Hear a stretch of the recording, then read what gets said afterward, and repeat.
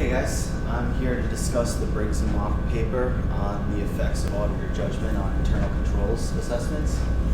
So this is kind of the motivation behind the paper. Oh, let me do this.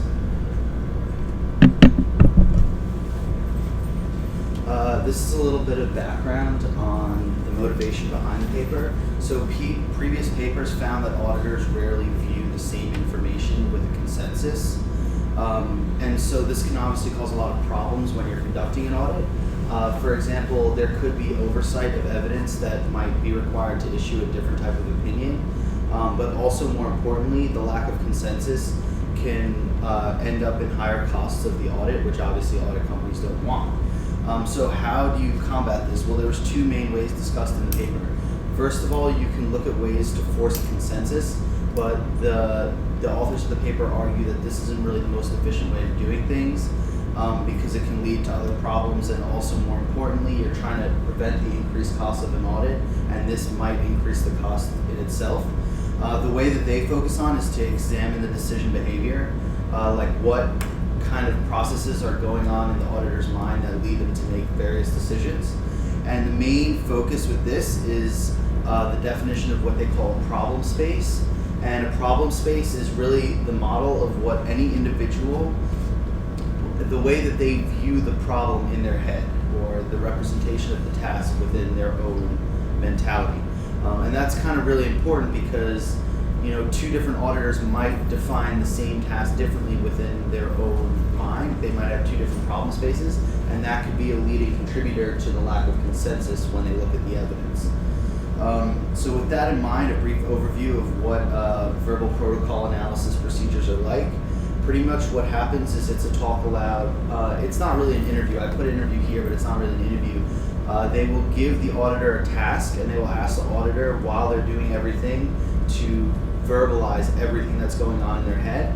And then there'll be an experimenter present in the room that will be recording the whole thing, and also if the person stops vocalizing, to prompt them to continue and ask them what's going on. The process is recorded on tape, and then later on the audio is examined and encoded by multiple parties independently. That's because there might be an encoding bias, or different procedures might be used differently and interpreted differently by the different observers and experimenters. And then once that's done, they compare the two encoded versions, or three encoded versions, or however many, and they use various agreement scores to see, okay, were we actually doing this the same, or did we dramatically differ on the way that we analyzed the results? So there are obviously some potential pitfalls for this that the paper addresses. The first big one is, does the vocalization of the process actually affect the process itself? They argue that no, this will only happen if there's retrospective recollection. For example, if you complete a process and then later you have to go back and recall everything you did in finishing the process. So they argue that since they were collecting it continuously, there was no effect on the actual process. How can the data be used? Well, primarily they want to use it to determine the decision processes. But that was a bit of a concern. Also, is the data complete? Are they actually vocalizing everything that's going on in their head? So the authors conclude that no, there are actually several factors that could lead to incompleteness of the data. Most of them are controllable. For example, if the subjects are unable to recall information, well, in this case, that's not really an issue because they're vocalizing everything as it's happening. Obviously, there could be distracting prompts from the experimenter being in the room that interrupt the train of thought. That is a little harder to control for, other than, you know, the fly-on-the-wall approach that they try to take. Then there's obviously the non-vocalization of simple tasks. If you're doing something that you're so used to doing, it may seem so trivial to you that you're not actually going to express that to the person, and that will lead to the last issue, which is silence while completing the task. And then, so they're silent for a portion, and then they recall it later on, which can lead to, obviously, to all the recall problems. So they try to combat this by, if there is any kind of moment of silence, the experimenter will step in and prompt the subject to continue talking. So they also conclude, though, that while the data may not be complete, complete, that doesn't invalidate their study because the data that they do collect is still usable and still valid. And then finally, the last concern, which was addressed on the last slide, is are coding procedures actually objective? Because obviously it's one person deciding which category each of the verbal protocols falls into. And they combat this by using multiple coders. And as I mentioned before, they use comparison statistics to see if they are actually doing a similar job when they're encoding all these protocols. So this experiment's design, pretty much what they did was they told the subject that the previous audit partner left to go work in the industry and they were now getting assigned to this audit engagement. They outlined tentative sample sizes for each of the following tests, E5, 6, 9, and 10. You can see right here exactly what they are. And pretty much they were told that these were the initial sample sizes that the previous audit partner was going to use, but it was just a preliminary number, and they could decide whether to increase or decrease the sample sizes. Then they split the subjects in half. Half of the subjects were told that in the last year there were moderate improvements to the internal controls of the company, and the other half of the subjects were told there were strong improvements to the internal controls of the company. And this was kind of done to test what they actually want to test, which is how do the auditor judgments of the perceptions of the improvements to internal controls, how is that going to affect the way that they conduct their audit? Then the subjects were asked to evaluate information that was given to them and determine the best sample sizes for the 4 tests outlined above. And they were told to vocalize their thoughts as it was coming up so that they could later be encoded and analyzed. 4 subjects were used for this test, which is something that I kind of had a problem with because that's a really small sample size, even though that I know these experiments tend to have smaller samples, and they ran a parallel between this and an earlier test, an earlier paper that they wrote where they sampled 200 people and they kind of compared the results. But I think 4 people is not really enough to make some strong conclusions. You'll see when I get to the results kind of why I feel that way. So the data analysis was done on 2 major levels. The micro level, which broke down the verbal protocols into 4 main areas: task structuring, information acquisition if they asked for any additional information, the analytical procedures that they used, and the actual actions that they decided to take. And then on the macro level, they presented their results either in flowcharts to show the decision processes that were used by each of the subjects, and then episode abstracts to kind of break down the differences in results that the people came up with and how they kind of came up with those. So this is the way that they coded. This is the overall structure for every type of code that they used. You can see the 4 main areas. Task structuring, it's basically goal setting. That for most of the subjects was the shortest amount of time allocated to any of the 4 areas. Information acquisition and analytical procedures seem to be the larger chunks of time that were taken by most. And then obviously finally in the action phase, which was deciding was this the correct way to do things or the incorrect way to do things, and how would we implement that in the audit in terms of the number of samples that they wanted to take. This is briefly the chart of the results. So as you can see here, there were the 4 subjects. 2 of them, A and C, were about 4 years of experience. The other 2 were only 2 years of experience. You can see the time taken vary dramatically. I'm going to come back to that because that is also seems to correlate with the different decision processes that the various people took over the course of the experiment. And then you can sort of see in this main body of the chart kind of where the breakdown of time went to. So you can see for most of them, a lot of the time was spent on information search. But for other ones, evaluation was a big one, for some more than others. For example, A spent 34% of their time on this, but only 16% of the time was spent by D doing actual evaluation of the information. Again, this seemed, the author suggested that this was a function of the decision process that they used. And then finally at the bottom you can see the results, the amount that they deviated from the prior suggestion to the number of actual sample size that they decided to use. You can see that most of the signs are either 0 or negative. There's only really a couple of positive deviations, and the reason for that is because both sets of people were told the internal controls had improved over the last year, so all the auditors factored in that knowledge and assumed that as a result they could scale back their testing to a small degree. The paper even acknowledges that in a few areas where it's just a minor change, that's as good as a negligible or non-existent change because of that fact. So, in a little more detail. So, they discovered that there were two basic decision models that came out of this. There was the systemic decision model, which was used by A and C. And then there was the directed model, which was used by D. And then B over here, where you can see is kind of in the middle ground, used a bit of both. So the systemic approach looks more at the holistic approach. It looks at all the information. They took a much longer time to decide. When you look at the, I'm not sure if it was on this one or if it was one I was not including here. Yeah, I didn't include that one. But basically, they found that the people that took this systemic approach looked at a greater portion of all the information given to them, and the people that took the directed approach didn't do that. They only looked at information that was relevant to their decision. I'm going to come back to this side. So this is the two strategies combined. You can see here from the systemic approach, they kind of just go through the whole process at once. They overall look at the procedures that they want to test.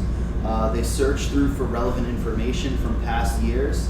They kind of summarize the information in their own head, and then they determine sample sizes for all four of the different tests at once.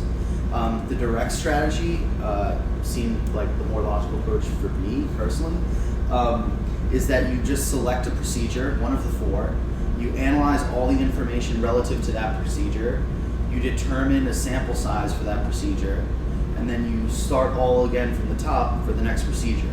And that way you do it one by one. The limit, according to the paper with that strategy, is, like I said before, it kind of forces the auditor's scope a little bit for the information that they're looking at. So there could be information that is not directly pertinent to any one of the four procedures, but may actually affect your sampling decision. And as a result of taking the strategy, you may totally miss that evidence, and as a result, it may negatively impact what you do.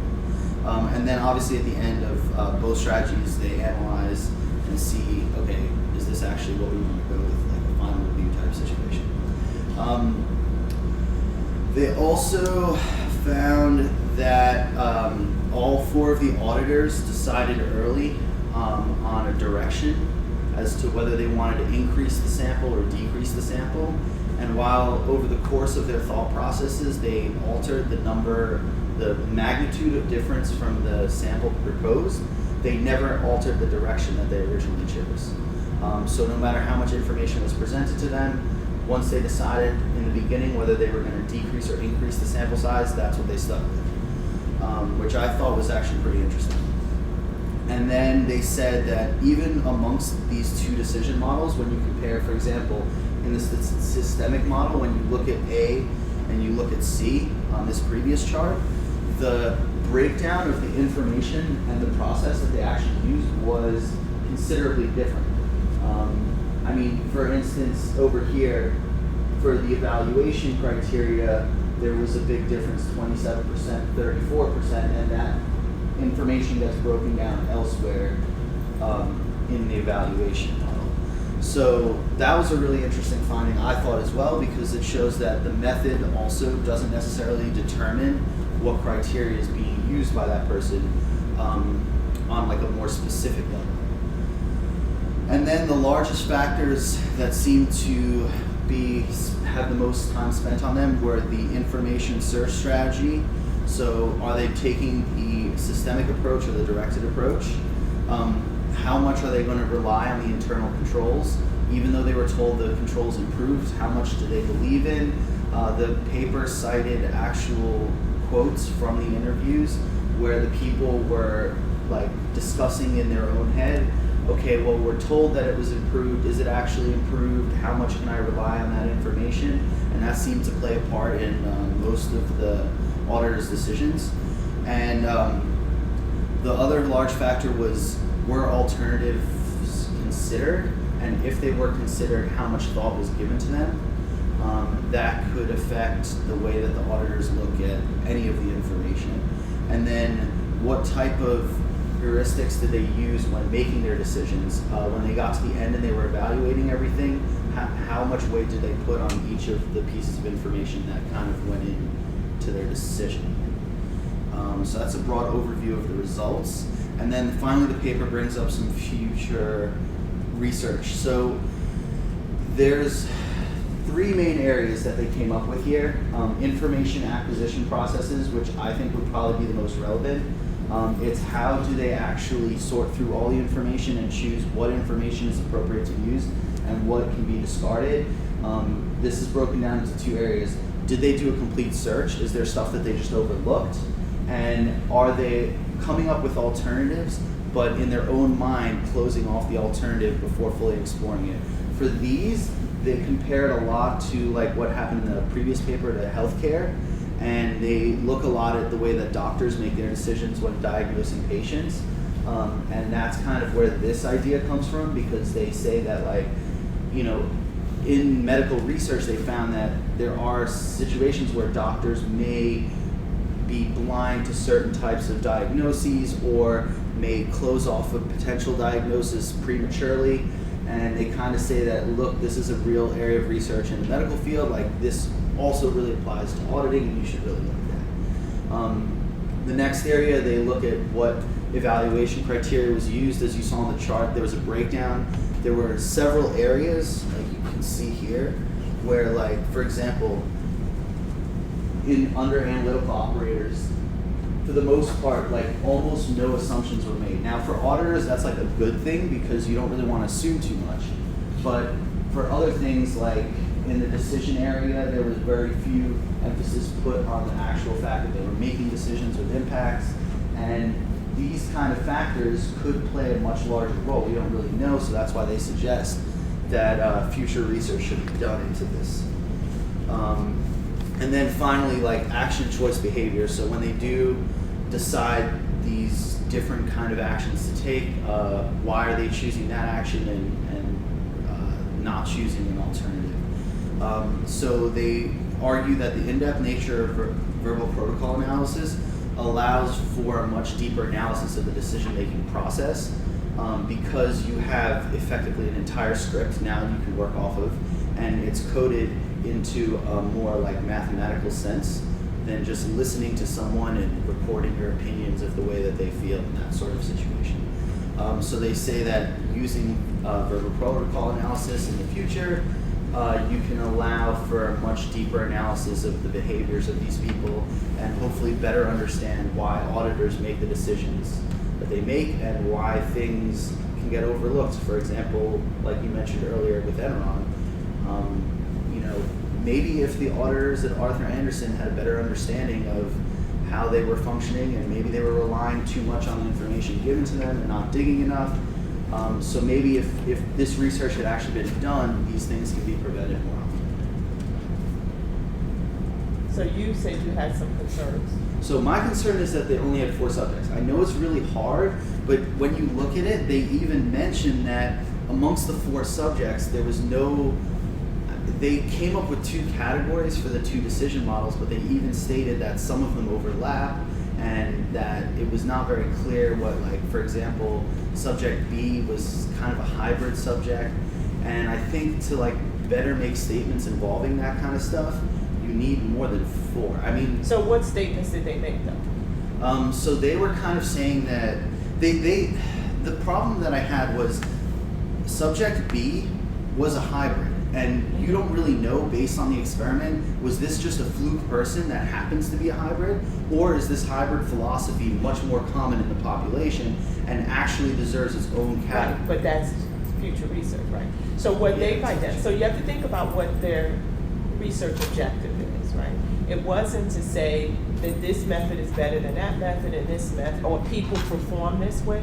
What they've uncovered was, we looked at these in-depth analysis of 4 individuals who, have the training and development to be able to perform this task. And we just examined how they approached making this decision. What factors did they consider?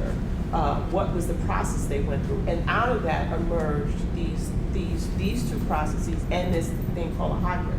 So that's informative to somebody if we're doing research, that because if you look at the standards talk about a top-down approach and a what, right? They really only kind of focus on 2 approaches. Well, maybe people are kind of using, some type of, as you said, a hybrid approach, and should there be an experiment to look at, well, when is a hybrid approach used, and is a hybrid approach better, right? So they can't say like this that a hybrid approach is better, because you're right, you only have 4 people, right? And you have this, so you don't know, right? And so what this does is their question is not about whether or not one is better than the other, or one leads auditors to make these types of judgments. It's just to examine how they're making these judgments. What's the process that emerges from this?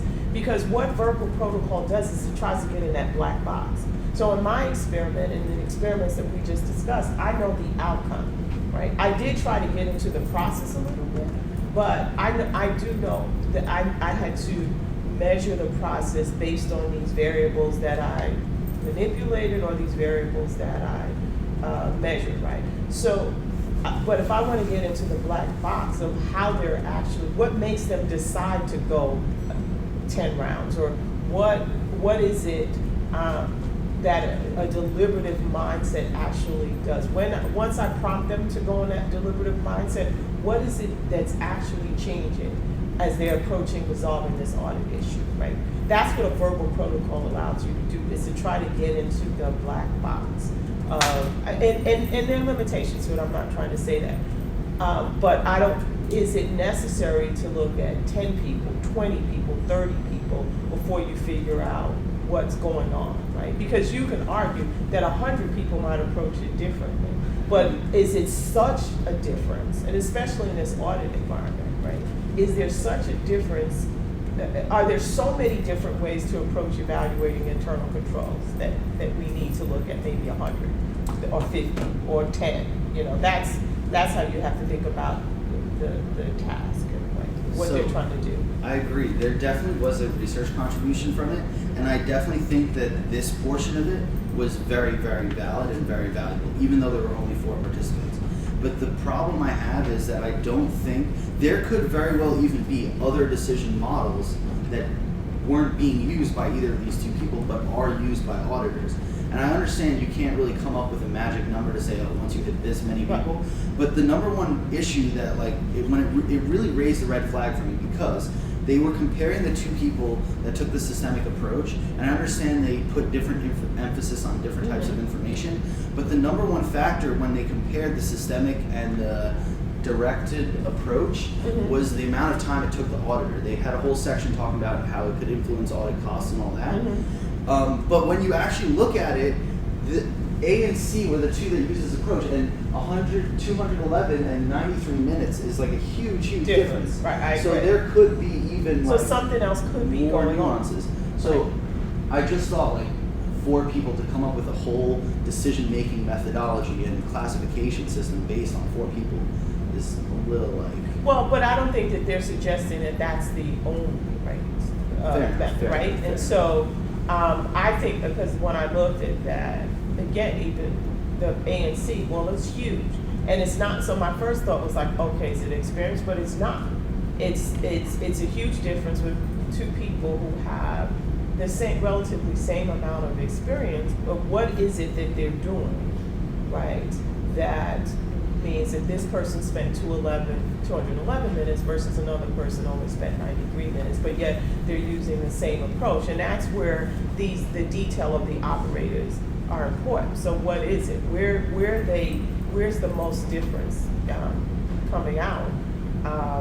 Even though it looks like the person who spends less time use more of the operators, right? Yes. They use 693 versus 537. You know, it's hard to tell. The evaluation, the person that you would think evaluation is more timely, right? But the person who spent less minutes is focused more on evaluation versus the person who spent 211 minutes. Like it's almost double, right?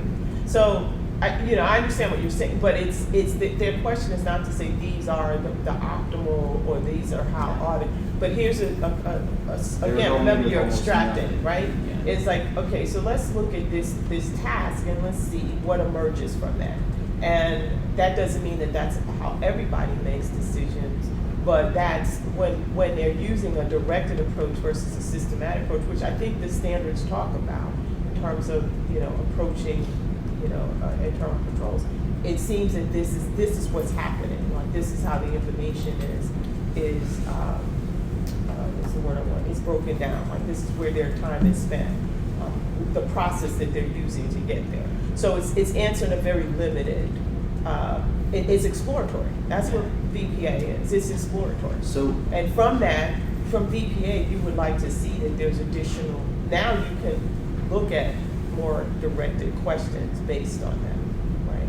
So for these VPA studies usually that are more exploratory, what is the usual sample size? Oh, VPA 4 is normal. And like I did one for as a part of my dissertation, and I used 4 people. I didn't publish it because I just never spent the time trying to develop it. I moved on It's to like a other very things. intensive process. So Right, it's an intensive process, and mine wasn't as rich as they have with this study. Danielle used 20, right, and she was going through it, which is huge, which is a lot of information. I would expect like a 10 average. But usually you see anywhere from most of these that being done, you don't see a lot. I have yet never seen anything with like 100 or 50. Like 20 was a lot, right? And also because it's a very intensive process. And just coding it is, and the importance of coding. So we have a VPA that we're doing on risk assessment, right? And we had four audit pairs, right? And so essentially we had 8 people, and we had a coded those VPAs. So it's a very time-consuming, intensive process, and you always want we didn't have a hypothesis going in, so you're blind. We're just like, okay, let's try to understand what they're doing, how they're doing it, and then using theory or the standards that we know. Let's try to figure out if they're conform. For example, are they conforming to standards when they're doing this? How are they approaching it, as an example? Or is it that they're the idea that they're not making their action or decisions are. I expect that my expectation is that you have a decision at the end of this evaluation process, and we're not seeing that. That's not where you see that. So it's what you can generalize from this is very limited. You can't really, and that's to your point. You can't generalize this. The only thing you can do is talk, provide some, insight into the black box that, auditors. And that's definitely stuff. that's definitely it's definitely an interesting study. I just thought for like model development, I think. Right, and what you describe is what most in accounting anyway, because in psych this is basic stuff. Like this is not an issue in the size, but in accounting it is. Like people are like, well, that's not enough, right? We need more. Well, just think about experimental research. You sat in on our workshop when we had somebody present work, but that's not enough people. No, I understand. No, I understand what you're saying. Like 100 people, right. I get that, but like no. 4 just like. No, what I'm saying is a challenge. It is a challenge in accounting. Well, it's like a double-edged sword. You can't. It's a lot of work to process, but also you got to get people who agree to sit down with you for 3 It's hours. information. The information content is rich, right? Because you can certainly gather more information about the process that they're going, the cognitive process, than you can from an experiment where you're manipulating, putting them into something, and then you're manipulating it. So you're not getting as rich information context as you have a person actually talk through what they're doing and try to dissect that in code. So it's one of the limitations of BPAs. It is a big limitation in accounting research because most people are not, that's just not, they're not comfortable with that small number. What about like the regulators and stuff? Do they listen to this kind of research? Well, I think so. I think they look at audit research, like they don't even get into how rigorous was it. Yeah. They're like, they accept that, as an academic and as a researcher, we understand the norms for what's considered rigorous research. And so they accept that, okay, if you published it, you've done it, you have the expertise to do this, so we're gonna rely on your results. We're interested in your results and how you interpret that and what that means for standard setting, for audit practice or accounting, right? That's what they're most interested in. And so, I think there is in auditing and AIS, I really believe that there is a greater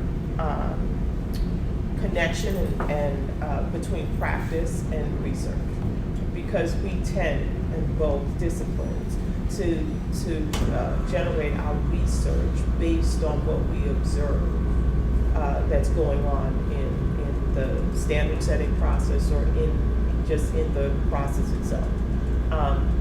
Auditing, for example. So I think standard setters, I know that, we have the Center for Audit Quality that does a call for research.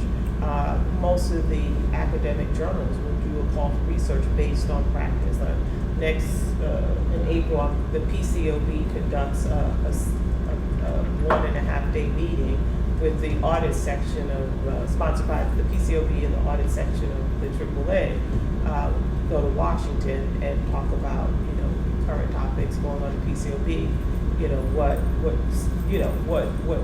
they would look for from academics to help them better inform them about standards, practice, so there's much more of an alliance, I think, than you see in other areas. So they do use it. Like I did something on professional skepticism. There's, professional skepticism. I was on a research project that was requested by the PCOB just to synthesize the research literature so we can understand, well, what is it about professional skepticism? What do we know? And given what we know, how could that help inform practice in terms of enhancing professional skepticism in auditors? So, yes, Ben. Is that the proportion or portion is the frequency of the encode or script? So this is the number of times that this particular code came up in the conversation, and out of the total proportion, this is the percentage that it was. Can we assume that it is the same or relatively same the time of the observation used? So it's different. The observation times are what's up here. So 50 minutes. No, I mean that the frequency is just 34.2 for the evaluation. We can assume that they use 34.2% of total 93 minutes because the frequency and the time of the consuming is I don't think so. you can. No, I don't think you can make that correlation.